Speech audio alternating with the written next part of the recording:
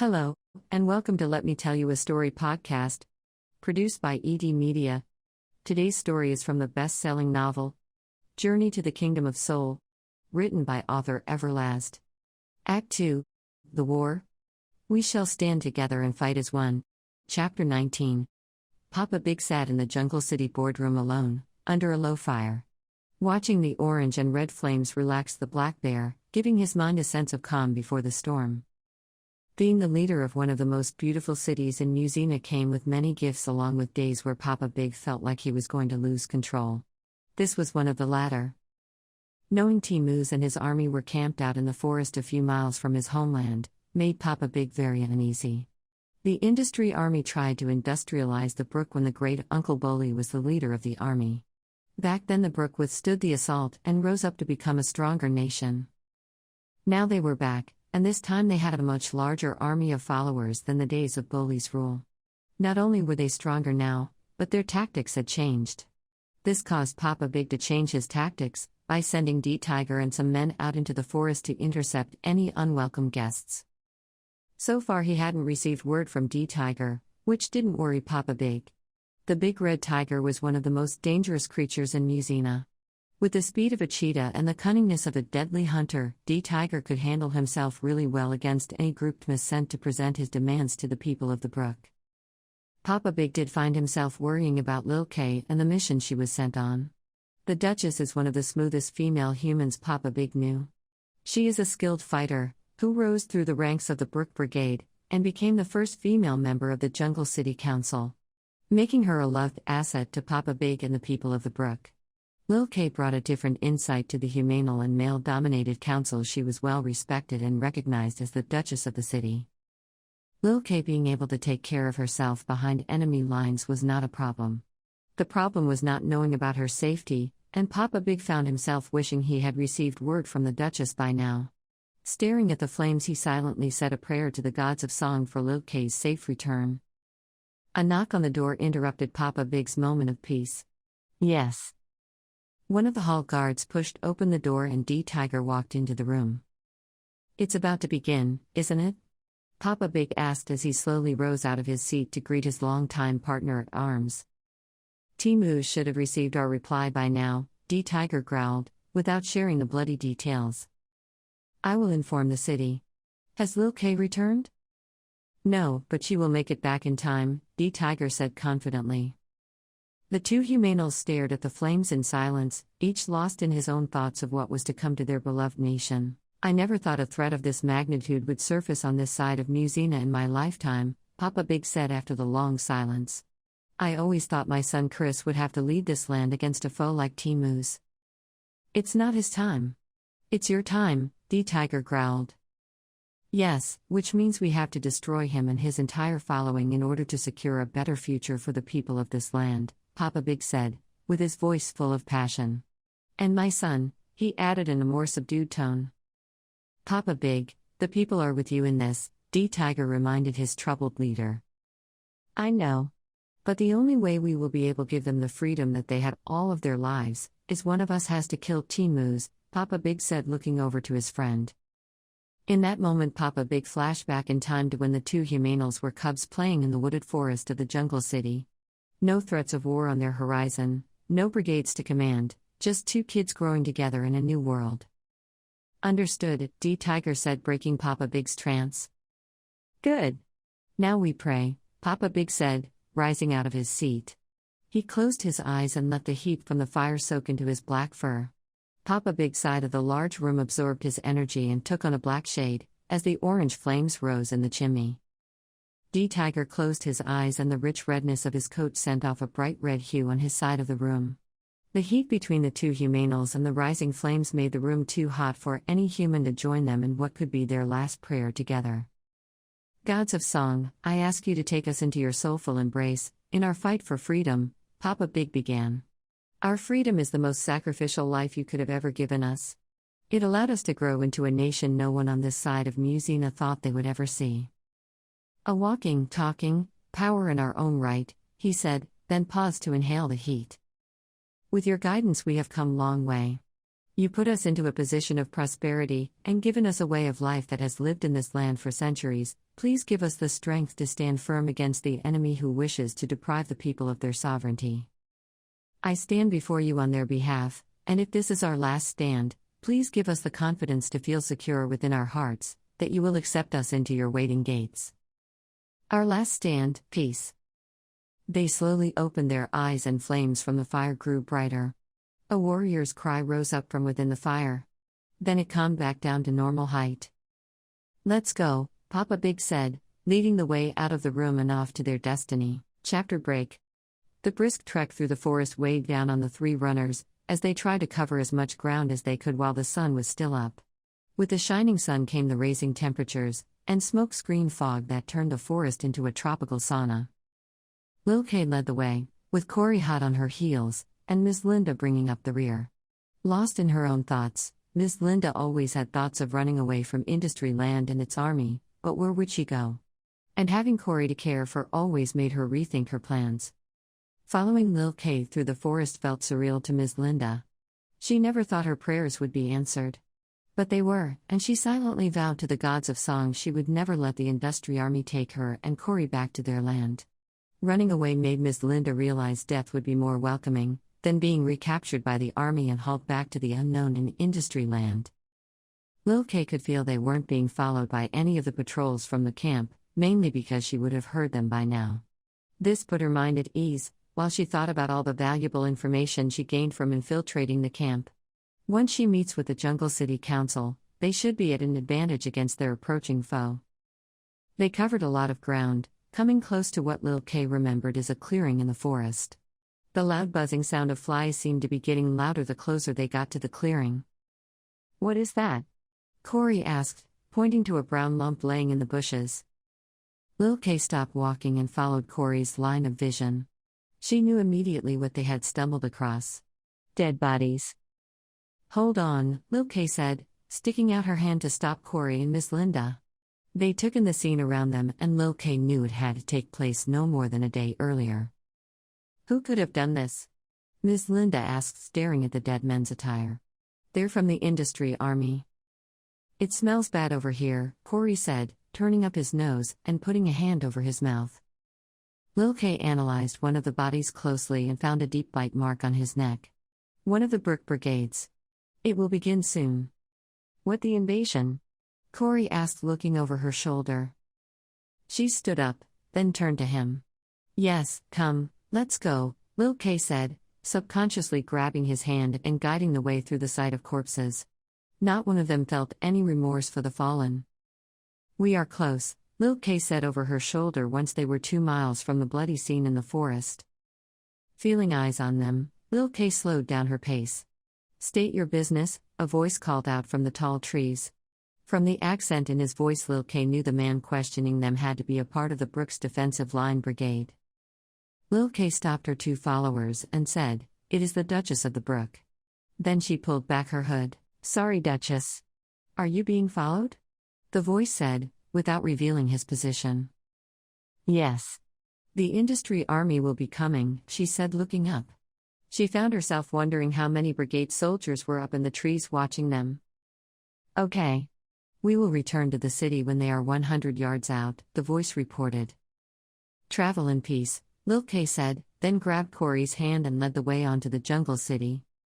When they made it to the edge of the forest, the beauty of their destination came into full view. Torchlights could be seen being lit up in the distance under the now darkening sky. The grass under their feet felt much softer as they made their way up the long hill, and up to the 50-foot-high fortified wall that surrounded the colorful city. The closer they got, the more Corey silently prayed that they would be able to enjoy the fruits of the Brook before his captors set upon the city with their doctrine of death and destruction. Like they did to his last home. Chapter 20. Nipoli was summoned by Tmus, putting a stop to her day of recruiting followers for the underground campaign. 2 guards escorted the songstress through the trail of settlements within the camp, as the approaching night sky brought on a different life to the array of settlers camped out in groups. Heavy smoke floated into the air, lifting mixed aromas of wild boar, warthog, and captured base cooking over open fires. Talk and laughter took on a louder tone once the wine began to flow. Nipoli being escorted to Tmus' chambers was never a reason for alarm ever since her song and flawless beauty silently captured the leader's cold heart. With Tmus' approval, Nipoli became industry land of a powerful songstress, singing anthems for the army before every battle. Using her words as motivation to get the converted troops to dance to his tune had been a big part of Tmus' strategy with applying his industrialized doctrine. Tmus knew he could make anybody in the world do what he wanted them to do, with a simple flash of his hand. His powers were too strong for an average human to contest his will against them. But threatening them would not get the people to bow down before the gods of force with the love in their hearts, like what they had for the gods of song. Tmus grew up envying the way people outside of the walls of Industriarmy looked to the gods of song for their strength and guidance. Making a move to finally industrialize the eastern board of Musina would give Tmus the power over the people he would need to take the ultimate goal: taking the kingdom of Seoul. Now that he had reached a critical point in his campaign, Tmus was getting vibes that some pieces in his circle were losing their focus. His conversation with Major Zor was an example of these vibes. Nipoli entered Tmus' wagon without announcing herself, and stood before her leader with an attitude. "Nice of you to join me," Tmus said, with a hint of sarcasm in his voice. "You requested my presence," Nipoli said, crossing her arms across her chest. Her foot lightly tapped on the hay-covered floor, displaying her impatient side. A side Tmus never cared to see from the lead voice of his culture. Tmus leaned back in his custom stone chair, and let a dark smirk ride up in the corners of his mouth. His black robe dwarfed his skinny body, only revealing his pale white face and hands. He slowly began to rub his hands together, forming a red ball of light. "I hope your voice is well rested. I want you to incite the army with an anthem that will help the beast rise from within tomorrow, when we march to the Brook," Tmus said, as he continued to hold the shining ball. Nipoli stared at the ball, trying to avoid the haunting eyes of the only man in the world who has ever read her soul. "Yes, Your Excellency. Don't I always supply the army with the words of victory over our foes?" "That you do," Tmus said, letting the shining light do its job. Nipoli began to rock back and forth on her heels, as her eyes locked onto the light. In her mind, Nipoli flashed through the many faces of industry land. Her words gave these people the strength they needed to live through the horror of being industrialized. Now that strength was being used against her as Tmus invaded her thoughts. The images changed, as if Tmus was turning the channels of Nipoli's mind. He paused the images, landing on a scene of heavy passion between Nipoli and Zor. Tmus could feel his anger begin to rise as he watched the Major caress Nipoli's body with his golden arms, sending shivers up her spine in ways she never experienced with anyone else in Industriarmy. Not even Miss. Turning from that image, Tmus came across the image of Nipoli and Zor having an intimate conversation in the back of her wagon. Tmus knew Zor could not have come up with the idea of governing his own land on his own. Someone had to plant it in the Major's psyche, because Zor's loyalty to industry land and the gods of force was undeniable. He knew nothing else but the culture he was forced into at an early age, and Tmus never believed for 1 second Zor woke up and decided he deserved a piece of Musina for himself to rule. His ball of light told him who really was behind the Major's sudden change of direction. Tmus violently clapped his hands together, causing the light to abruptly disappear. Nipoli blinked a few times, then wiped her eyes. "What did you say?" she asked, like they were still engaged in a conversation. "I said, I never thought it would be you," Tmus said with a saddened frown on his face. "I don't understand." "To do what?" Nipoli asked, clearly confused by his sudden mood change. "That's unimportant. Why don't you sing me something before you go?" Tmus ordered, folding his hands back into his robe. Nipoli could not remember what they were talking about, but whatever it was saving the songstress from having to endure a night with Tmus placing his cold hands all over her butter skin. Sleeping with the Major gave Nipoli a new outlook on how a woman should be treated by a man. Being trapped in Tmus' chambers always sent uncomfortable vibes through her body. And if all she had to do to avoid having to go through an encounter with Tmus was to sing and leave, then Nipoli would gladly sing with all of the enthusiasm of a devoted follower of the industry.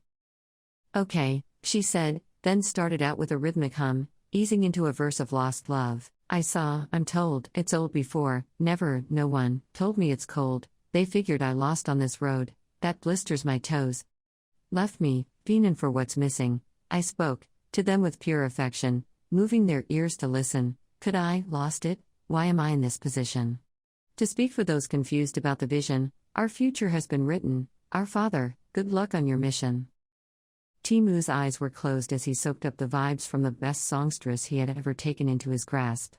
Many believed Tmus was a cold-hearted ruler, who felt nothing. What they did not know is he did feel for something. It was Nippoli in her soothing words. Keeping his eyes closed allowed Tmus the privacy he needed to hide the hurt he felt from Nippoli's deceptiveness.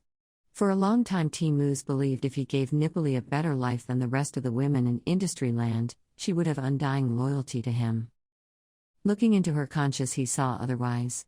To want to be with Zor was a minor offense that Tmus could overlook. As long as his people that had a position of power within the city stayed on track with his mission, Tmus was at ease. But Nippoli took it a step further by harboring feelings of wanting to leave industry land under the Major's golden arms. That type of disloyalty Tmus could not tolerate. Chapter break.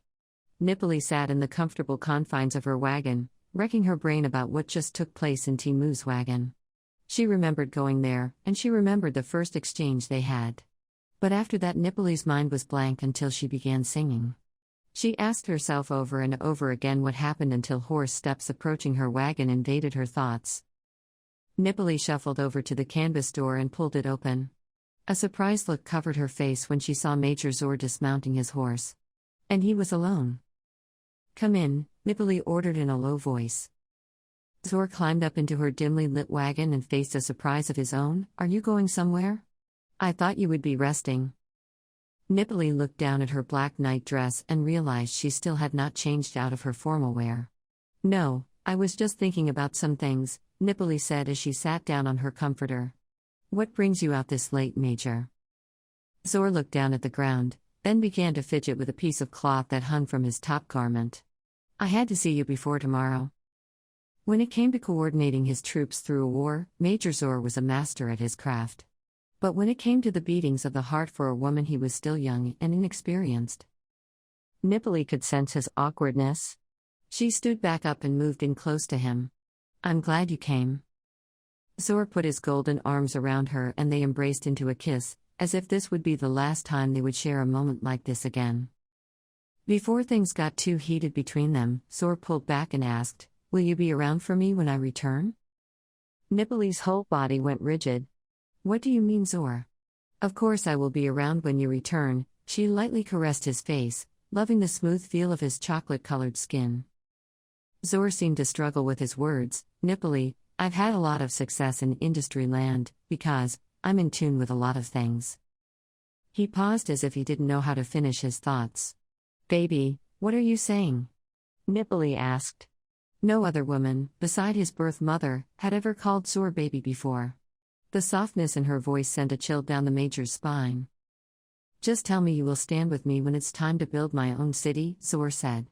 Not sure of what he was saying, but sure of what he was feeling. Nippoli's face lit up. "Zor, you want me by your side, as in your queen?" "Yes." "Zor, I will always be there for you, as long as you want me to," Nippoli said. Her voice hit places in Zor's body that he didn't think anyone could touch. Nippoli was known throughout the land for her hypnotic voice, but what many did not know about was the prowess in her touch. She worked Zor into a state of climaxing submission, and marveled at her work. Even though Zor was a guarded man, he still was a man that had the potential to be an all-giving soul. Nippoli knew Zor grew up in the army and he was programmed to ignore his inner feelings. But in order for the people to be successful in securing a new future outside of industry land, Nippoli would have to bring those feelings out of the Major. Then make them work in her favor. They laid under the candlelight, enlaced in each other's moisture, which ran down their bodies onto the thick comforters.